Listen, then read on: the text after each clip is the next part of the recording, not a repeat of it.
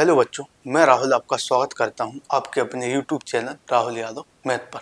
तो बच्चों, इस क्लास में हम दूसरी अभ्यास का रिवीजन शुरू करने जा रहे हैं और पिछली दो क्लास में हमने पहले अभ्यास का रिवीजन किया और इसमें हम दूसरी अभ्यास का रिवीजन शुरू करने जा रहे हैं। लेकिन बच्चों, क्लास शुरू करने से पहले हम सबसे पहले कुछ इम्पोर्टेंट फॉर्मूले के बारे में जान लेते हैं जो कि दूसरी अभ्यास में प्रयोग होंगे। तो सबसे पहले हम द्विघात बहुपद के बारे में जानेंगे कि द्विघात बहुपद क्या होता है, क्योंकि इस टॉपिक का जो नाम है वो है बहुपद। तो बच्चों, जो द्विघात बहुपद होता है, द्विघात बहुपद या इसको हम द्विघात समीकरण भी बोल सकते हैं। तो बच्चों, जो द्विघात बहुपद होता है वो ax square plus bx plus c के रूप का होता है। इसको हम द्विघात बहुपद कहते हैं या इसे ही हम बच्चों द्विघात समीकरण कहते हैं। तो जो द्विघात समीकरण होता है बच्चों, या जो द्विघात बहुपद होता है वो इस तरह के रूप का होता है, ax square plus bx plus c। अब बच्चों, इसमें फिर शून्यक होते हैं। ये हमारा बहुपद है या इसे हम द्विघात समीकरण भी बोल सकते हैं या द्विघात बहुपद भी बोल सकते हैं, और इसमें बच्चों शून्यक होते हैं। तो बच्चों, किसी भी बहुपद में शून्यक जरूर होते हैं और वो शून्यक डिपेंड करते हैं कि वो बहुपद किस रूप का है। जैसे यह बहुपद द्विघात बहुपद के रूप का है, इसमें दो घात लगी हुई है, तो बच्चों इसके जो शून्यक आए उनकी संख्या 2 रहेगी। और यदि कोई बहुपद ऐसा है जिसमें 3 घात लगी हुई है तो उसके 3 शून्यक होंगे। तो कहने का मतलब है बच्चों, जितने घात वाला बहुपद होता है उसके उतने ही शून्यक होते हैं। तो इसमें यह द्विघात बहुपद है तो इसमें 2 शून्यक होंगे। तो इसमें जो फॉर्मूला बनते हैं बच्चों वो बनते हैं, इसमें जो 2 शून्यक होंगे तो उनके जो शून्यकों का योगफल होगा वो क्या होगा, शून्यकों का योगफल। तो बच्चों, इसमें जो शून्यकों का योगफल होगा उसको जो फॉर्मूला होता है वो होता है बराबर -b/a। और बच्चों, ये जो मैं फॉर्मूला आपको लिखवा रहा हूं, तो जब सवाल की शुरुआत करेंगे हम लगाने की तो वहां पर ये जो फॉर्मूले हैं या जो नियम है वो वहां पर हमें क्लियर समझ में आएंगे। तो यहाँ पर मैं सिर्फ इन फॉर्मूलों को लिख देता हूं। तो इसमें जो शून्यकों का योगफल होगा बच्चों वो होगा -b/a, और जो शून्यकों का गुणनफल होगा, शून्यकों का जो गुणनफल होगा वो होगा c/a। तो यहाँ पर बच्चों हम सिर्फ यही 2 फॉर्मूले लिख देते हैं जिनका भी प्रयोग होना है। तो बच्चों, जो द्विघात बहुपद होता है वो ax square plus bx plus c के रूप का होता है, और उसमें भी जो शून्यकों का योगफल होता है वो -b/a होता है, और जो शून्यकों का गुणनफल होता है वो होता है बच्चों c/a। अब आप कहेंगे बच्चों कि ये शून्यक क्या होते हैं। तो बच्चों, शून्यक ऐसे मान होते हैं कि जिनका मान हमें समीकरण में रख दें तो वह 0 के बराबर हो जाता है। तो बच्चों, अभी यहाँ पर आपको ये चीजें समझ में नहीं आएगी, तो हम सबसे पहले प्रश्नावली 2b को शुरू करने जा रहे हैं, और प्रश्नावली 2b में जो महत्वपूर्ण क्वेश्चन होंगे हम उनको सॉल्व करेंगे। तो वहां पर बच्चों हमें इन फॉर्मूलों का प्रयोग करना अच्छे से आ जाएगा। तो अब इन फॉर्मूलों को बच्चों हम मिटा देते हैं। अब प्रश्नावली 2b का हम पहला सवाल बच्चों लिखते हैं, फिर इसके बाद हम उस सवाल को समझेंगे। तो सबसे पहले बच्चों हम पहले सवाल की भाषा को लिखते हैं। तो इसमें बोला गया है बच्चों कि निम्न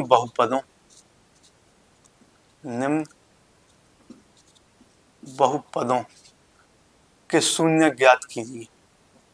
निम्न बहुपदों के शून्यक ज्ञात कीजिए। निम्न बहुपदों के शून्यक ज्ञात कीजिए और शून्यकों तथा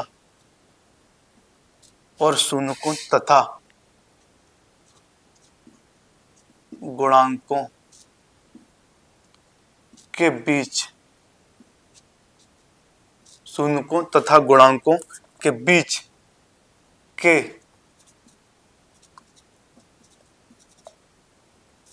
के संबंध की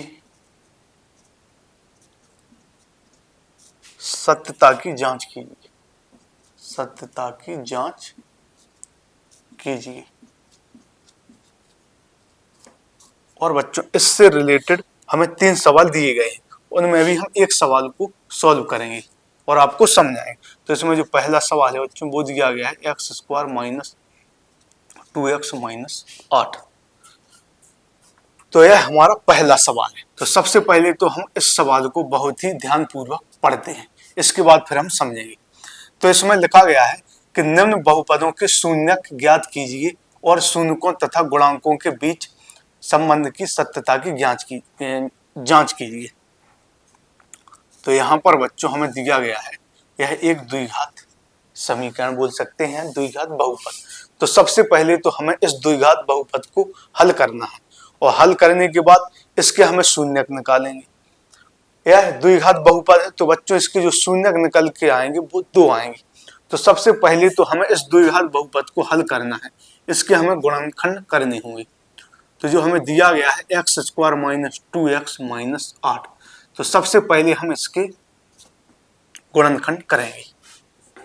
तो सबसे पहले तो हम जो हमें 8 दिया गया है तो इसका गुणा हम आगे वाली संख्या में करेंगे। यहाँ पर x² है और x² के साथ में कोई भी संख्या नहीं दी गई है। जब भी ऐसा हो कि हमें कोई भी संख्या ना दी गई हो तो वहां पर हम बच्चों 1 मान लेते हैं।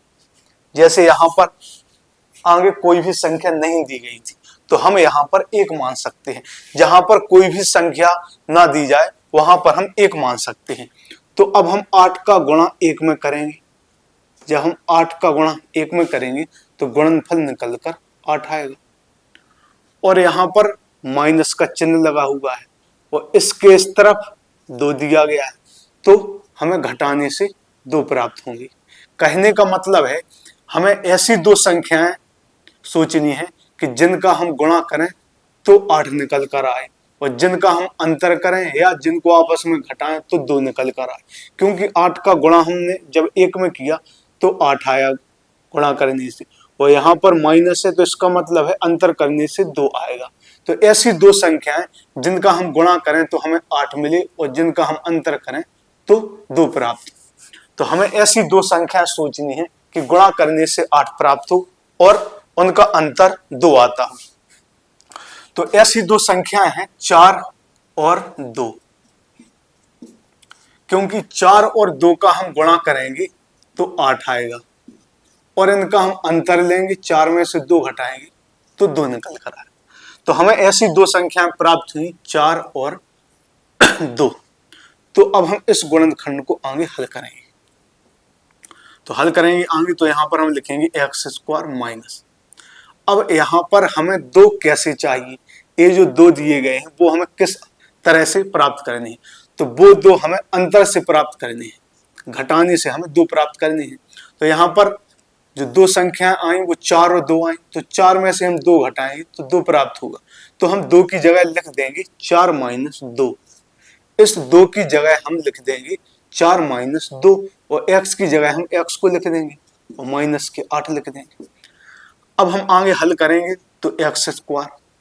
अब यहाँ पर इस कोष्टक के बाहर माइनस दिया गया है तो इस कोष्टक का गुणा जब हम अंदर करेंगे तो होगा क्या, अंदर जो हमें संख्याएं दी गई हैं उनका चिन्ह बदल जाएगा। जब भी ऐसी सिचुएशन आए बच्चों कि किसी भी कोष्टक के बाहर माइनस का चिन्ह लगा हुआ हो तो उस माइनस का चिन्ह का गुणा हम कोष्टक के अंदर करेंगे। तो यहाँ पर जो माइनस है इस चिन्ह का गुणा हम अंदर करेंगे। जब इसका गुणा हम अंदर करेंगे तो परिवर्तन क्या होगा कि जो संख्या प्लस की होगी वो माइनस की हो जाएगी और जो माइनस की होगी वो संख्या प्लस की हो जाएगी। तो यहाँ पर हम देखते हैं कि 4 जो है वो प्लस में है तो यहाँ पर जो 4 है वो माइनस में आएगा। तो इस माइनस का गुणा भी कोष्टक के अंदर होगा, साथ में इस x का गुणा भी कोष्टक के अंदर होगा। तो 4 प्लस में थे तो यहाँ पर 4 माइनस के आ गए और साथ में x का भी गुणा हो जाए तो यह माइनस के 4x हो गया। अब यहाँ पर ये जो 2 है वो माइनस में है और इस माइनस का गुणा होगा तो यह 2 प्लस में आएगा, तो प्लस में 2 आ गया, और साथ में से x का गुणा हुआ तो 2x आएगा माइनस के 8। तो इसको हमने हल किया तो इस तरह निकल के आ गया। अब इसको हम दो भागों में बांट लेते हैं। पहला भाग तो a हो गया और दूसरा भाग हमारा a हो गया। अब इसमें हम कॉमन लेंगे, तो इसमें कॉमन आया x, तो अंदर बचेगा x माइनस 4। यहां पर हमारा x कॉमन आया तो अंदर बचेगा x माइनस 4, और यहां पर कॉमन आया 2, तो अंदर बचेगा, जब 2 कॉमन लिया तो 2 का हम भाग देंगे, तो 2 का भाग 2 में गया तो 1 आएगा, तो यहाँ पर x बचेगा, और 2 का भाग हम 8 में देंगे तो 4 आएगा, तो यहाँ पर बचा x माइनस 4। तो यहाँ पर हमने x कॉमन लिया तो अंदर बचा x माइनस 4, यहाँ पर हमने 2 कॉमन लिया तो 2 का अंदर भाग दिया तो बचा x माइनस 4। अब x माइनस 4 यहाँ पर भी आया और x माइनस 4 यहाँ पर भी आया, तो x माइनस 4 हमारा कॉमन आ गया। अब अंदर क्या बचेगा, x माइनस 4 तो हमने कॉमन ले लिया, जो कॉमन ले लिया वो वहां से हट जाएगा, तो अंदर बचेगा, यहाँ पर x आएगा और यहाँ पर 2 आएगा, क्योंकि हमने x माइनस 4 ले लिया तो यह अब अंदर नहीं आएगा, तो x बचेगा और प्लस 2 बचेगा। अब बच्चों हमें शून्यक निकालना है, तो बच्चों शून्यक वो मान होते हैं जो उस समीकरण को 0 के बराबर कर देते हैं। कहने का मतलब है शून्यक ऐसे मान होते हैं जो इस पूरे समीकरण को 0 के बराबर कर देते हैं, तो हमें इस पूरे मान को 0 के बराबर करना होगा। अब हम क्या है शून्यक निकालेंगे, तो इस पूरे मान तो इस जो हमें जो गुणनखंड निकल कर आए, तो इस पूरे का जो मान है वो 0 के बराबर हमें करना होगा। तो कहने का मतलब है कि x माइनस 4 गुणा x प्लस 2 का जो मान होगा वो 0 के बराबर होगा, क्योंकि हमें शून्यक निकालने हैं, तो शून्यक निकालने के लिए हमें इस पूरे मान को 0 के बराबर करना होगा। अब हम यहाँ पर इनको अलग अलग 0 के बराबर करेंगे। सबसे पहले लिखेंगे हम, जब x माइनस 4 बराबर 0, तो x बराबर यहाँ से 4 इस तरफ जाएगा तो 4 निकल कर आएगा, तो यहाँ से जो x का मान है वो 4 निकल कर आए। अब इसके बाद हम इसको भी 0 के बराबर करेंगे, लिखेंगे हम, जब x प्लस 2 का मान 0 के बराबर होगा तो x बराबर हो जाएगा माइनस के 2। तो मैंने आपसे पहले ही कहा था कि जिस समीकरण में जितनी घात होंगी उसके उतने ही शून्यक होंगी, तो यहाँ पर इस समीकरण में 2 घात थी, अतः हम कह सकते हैं कि यह एक द्विघात समीकरण था, द्विघात बहुपद था, तो इसके 2 शून्यक आएंगे। तो एक शून्यक आया x बराबर 4 और एक शून्यक आया x बराबर माइनस के 2, तो यह इनके शून्यक हो गए। अब हमें इसमें सत्यता की जांच करना है, अब हमें इसमें सत्यता की जांच करना है, तो सबसे पहले तो हमें इसकी तुलना करनी होगी। तो सबसे पहले मैंने आपको बताया था कि जो द्विघात बहुपद है वो किस रूप का होता है। तो जो द्विघात बहुपद है वो ax square plus bx plus c के रूप का होता है। कोई भी जो द्विघात बहुपद होगा वो ax square plus bx plus c के रूप का ही होगा।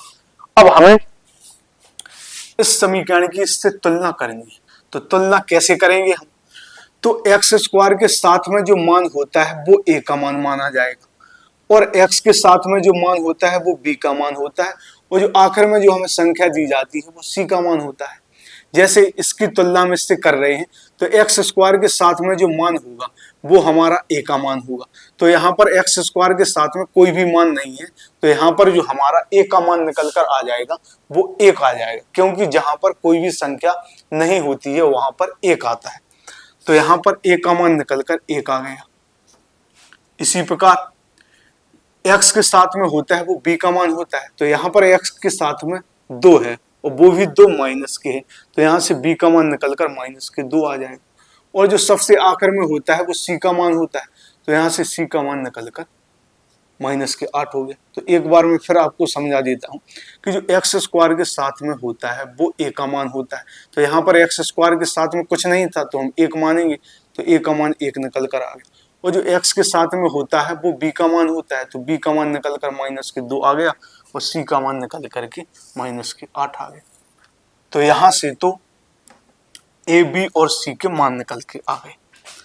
अब हम सत्यता की जांच करेंगे। तो यहाँ पर x के जो दो मान है वो हम यहाँ लिख देते हैं। एक x बराबर 4 आया और एक x बराबर -2 आया। अब हमें सत्यता की जांच करनी है। तो हम सत्यता की जांच कैसे करें? तो सबसे पहले तो हम यहाँ पर लिखेंगे सत्यता की जांच। सत्यता की जांच। अब सबसे पहले मैंने आपको दो फॉर्मूले लिखवाए थे कि शून्यकों का योगफल क्या होता है और शून्यकों का गुणनफल क्या होता है। उन्हीं के माध्यम से हम यहाँ पर सत्यता की जांच करेंगे। तो सबसे पहले जो हमने फॉर्मूला लिखवाया था वो था शून्यकों का योगफल। तो जो शून्यकों का योगफल मैंने लिखवाया था वो था -b/a। अब इसकी हम जांच कैसे करेंगे? तो एक तरफ तो हम b और a का मान रख देंगे और शून्यकों का योगफल। तो यहाँ पर हमारे जो शून्यक निकल कर आए थे वो एक शून्यक 4 निकल कर आया था, एक शून्यक -2 निकल कर आया था। तो इन दोनों को आपस में हम जोड़ देंगे। तो एक शून्यक 4 निकल के आया था प्लस एक शून्यक -2 निकल कर आया था। अब यहाँ पर हम b और a का मान रख देते हैं। यहाँ पर माइनस है तो यहाँ पर हम माइनस लगाएंगे और b का मान रखेंगे तो b का मान भी माइनस में। तो यहाँ पर बच्चों डबल माइनस हो जाएगा। एक माइनस तो पहले से ही था और इस b का मान भी माइनस में 2 दिया गया है और a का मान 1 है। अब यहाँ से 4 - 2 बराबर माइनस माइनस मिलकर प्लस हो जाएगा और 4 में से 2 गया तो 2 आएगा बराबर 2। यहाँ से हमारा शून्यक आ गया, शून्यकों का योगफल आ गया। तो दोनों पक्ष बराबर आ गए। अब हम निकालेंगे शून्यकों का गुणनफल। यहाँ पर हम निकालेंगे शून्यकों का गुणनफल। तो शून्यकों का जो गुणनफल होगा वो होता है c/a। जो शून्यकों का गुणनफल होता है वो होता है c/a। अब यहाँ पर हमारे जो दो शून्यक आए हैं उन दोनों का आपस में गुणा कर देंगे। तो यहाँ से एक शून्यक निकलकर 4 आया था और एक शून्यक निकलकर -2 आया था। तो इन दोनों शून्यकों का हमने गुणा कर दिया और यहाँ पर c और a का मान रख देंगे। तो c का मान यहाँ पर -8 दिया गया है और a का मान यहाँ से 1 दिया गया है।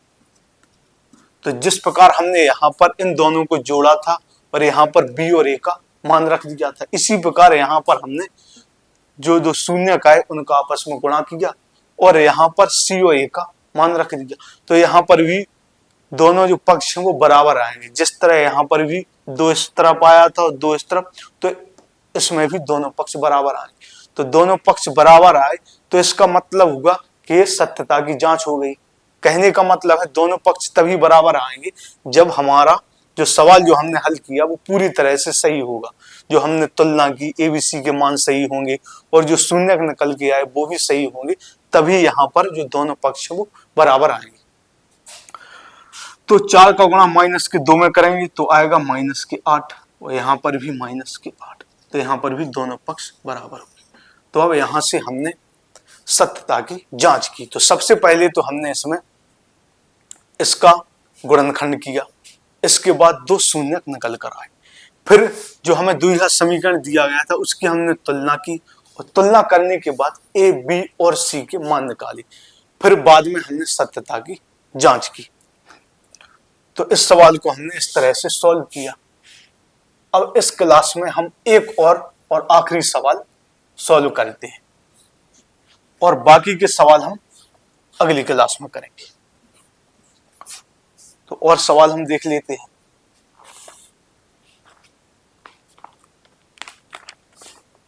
तो यहां पर बच्चों हम 5वें सवाल को सॉल्व करते हैं। इस सवाल को सॉल्व करने से हमें कई तरह के और सवाल भी सॉल्व करेंगे तो हमें समझ में आएगा। यदि यह सवाल सॉल्व हो जाएगा तो और भी कई सवाल हम सॉल्व कर सकेंगे। तो हम 5वें सवाल को लिखते हैं। तो इसमें बोला गया है यदि बहुपद, तो इसमें बोला गया है यदि बहुपद 2x² - 7x + 3 के शून्यक यदि बहुपद 2x² माइनस 7x प्लस 3 के शून्यक P तथा Q हो, P तथा Q हो तो P² प्लस Q² का मान ज्ञात कीजिए। तो P² प्लस Q² का मान ज्ञात कीजिए। तो इस सवाल को हम बहुत ही ध्यानपूर्वक समझेंगे। तो सबसे पहले तो हम इस सवाल को एक बार और अच्छे तरीके से पढ़ते हैं, फिर इसको हम सॉल्व करेंगे। तो इसमें लिखा गया है कि यदि बहुपद 2x² माइनस 7x प्लस 3 के शून्य P तथा Q हो, तो कहने का मतलब है यह जो हमें द्विघात बहुपद दिया गया है, तो इसके जो शून्यक हैं वो P तथा Q दिए गए हैं, तो हमें P² प्लस Q² का मान ज्ञात करना है। तो सबसे पहले तो हम इस द्विघात बहुपद को लिख लेते हैं। तो 2x² माइनस 7x प्लस 3, इसके शून्यक P तथा Q हैं। अब हमें इसको हल नहीं करना है, इसके हमें गुणनखंड नहीं करने, हमें तो इसकी सबसे पहले तुलना करनी है। तुलना करने के बाद A, B और C के मान निकालने हैं, फिर इसके बाद ही हम इस सवाल को सॉल्व करेंगे। तो हमें इसके गुणनखंड नहीं करने, इसकी हमें तुलना करनी है। तो इसकी जो तुलना करेंगे वो करेंगे ax² plus bx plus c, ax² plus bx plus c से तुलना करने पर तो हम इसकी तुलना करेंगे। तो पिछले सवाल में हम आपको बता ही चुके हैं कि जो x² के साथ में होता है वो a का मान होता है, जो x के साथ में वो b का मान, और जो सबसे आखिर में होता है वो c का मान। तो यहाँ पर x² के साथ में 2 है, तो यहाँ से a का मान निकल कर 2 आया, और x के साथ में माइनस के साथ है, तो यहाँ पर b का मान निकल कर माइनस के साथ आया, और c का मान निकल कर 3 आया। अब यहाँ से P² प्लस Q² का मान निकालना है। तो सबसे पहले हम शून्यकों का योगफल निकाल लेते हैं और शून्यकों का गुणनफल निकाल लेते हैं, फिर इसके बाद ही हम P² प्लस Q² का मान निकालेंगे। तो सबसे पहले हम शून्यकों का योगफल निकालेंगे। तो इसके जो शून्यक हैं वो P और Q दिए गए हैं, तो इनका योगफल हो जाएगा P प्लस Q। तो इसी को बोलेंगे बच्चों हम शून्यकों का योगफल, क्योंकि इसमें हमें इसके शून्यक दिए गए हैं, एक शून्यक P है और एक शून्यक Q है। जब हम इनको जोड़ेंगे तो इसका यही मतलब बनेगा कि दो शून्यकों का योगफल हो रहा है। तो दो शून्यकों का जो योगफल का फॉर्मूला होता है वो होता है माइनस के b बटे a। तो यहाँ से P प्लस Q निकल कर आ जाएगा माइनस b का मान है माइनस के 7 और a का मान 2 दिया गया है। तो यहाँ से P प्लस Q का मान निकल कर आ गया 7/2। अब निकालना है शून्यकों का गुणनफल, तो इसके लिए हम लिखेंगे P गुणा Q। इसका मतलब यही होगा कि दो शून्यकों का गुणनफल निकाल रहे हैं, तो यह होता है C/A। तो यहाँ से P गुणा Q आया, C का मान दिया है हमें 3 और A का मान दिया है हमें 2, तो यहाँ से यह मान निकल कर आया। तो P प्लस Q बराबर आया 7/2 और P गुणा Q बराबर आया 3/2। अब हम P² प्लस Q² का मान निकालेंगे।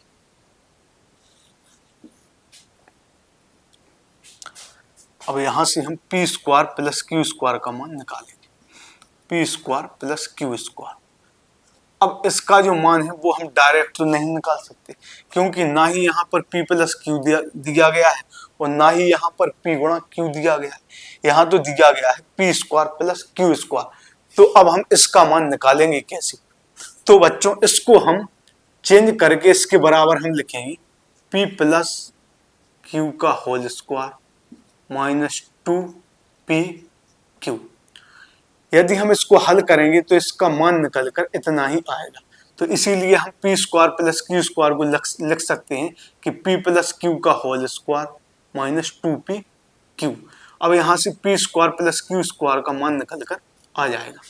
अब यहाँ पर P प्लस Q का मान दिया गया हम 7/2, तो यहाँ पर लिख देंगे हम 7/2 इसका होल स्क्वायर माइनस 2PQ। तो 2 गुणा में P गुणा Q का मान दिया गया है 3/2, तो यहाँ पर आ जाएगा 3/2। 2। अब यहाँ पर आएगा 7/2 का होल स्क्वायर है, तो मतलब 7 का भी वर्ग होगा और 2 का भी वर्ग होगा। तो 7 का वर्ग हो जाएगा 49 और 2 का वर्ग हो जाएगा 4।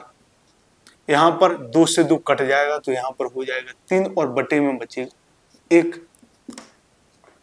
तो यहाँ पर 4 और 1 का जो लासा हो जाएगा वो 4 हो जाएगा और यहाँ पे 49 और यहाँ पर 3 और 1 का भाग जब हम 4 में देंगे तो 4 बार आएगा, तो इसमें 4 का गुणा हो जाएगा। तो यहाँ पर आ जाएगा 49 माइनस 4 दिया 12 बटे 4। अब इसको हम घटाएंगे तो 9 में से 2 गया तो 7 बचेगा, 4 में से 1 गया तो 3 बचेगा और यहाँ पर 4 आएगा। तो यहाँ से जो हमारा उत्तर निकल कर आया वो 37/4 निकल कर आया।